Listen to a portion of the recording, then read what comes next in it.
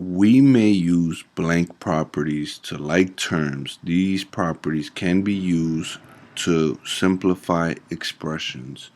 So we can use all of the above. We can use the commutative property, the distributive property, the associative property, and the main purpose is to identify like terms to solve expressions easier. Okay? Solve, simplify, regroup, rewrite. So let's start here with the commutative property for addition. Something simple. Let's take, for example, 5 plus 3 equals 3 plus 5. Throw a variable in there in a constant term. X plus 5, well, that will equal 5 plus x. Let's throw in there a negative this time. Negative 10x plus x, well, it equals, let's place negative 10 in parentheses plus x. It's not going to change the sum or the result of the expression. Moving on to the commutative property for multiplication. For example, we have x times y times z. What will this equal to? Well, let's place parentheses here just so you can see that there will be no difference. Let's place the x and the y in parentheses. Well, this will equal x times open parentheses y times z close parentheses. Same thing. Open parentheses 5 times 25 close parentheses times 10. What would that equal?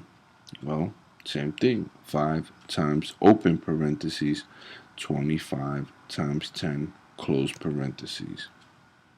It's not going to change the product of the entire expression there. One more example, then we'll move on. Negative 8 times x. Well, we could place this negative 8 in parentheses and multiply it by x, or just simply remove the little dot and just say negative 8 and then place the x right next to the negative 8. It's going to give us the same product. Now let's go on to associative property, addition and multiplication. Here we go. For example, 10 plus 15 in parentheses plus 2 equals 10 plus open parentheses 15 plus 2 close parentheses. That's the associative property of addition and multiplication. It does not alter the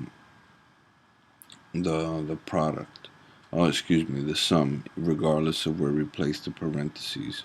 So how about 3 times open parentheses x times y close parentheses? Well, that's the same thing as saying open parentheses 3 times x close parentheses times y. It's saying the exact same thing. It's not changing it. Alright, let's move on to distributive property here. Distribution, addition, adding and multiplying. Here we go.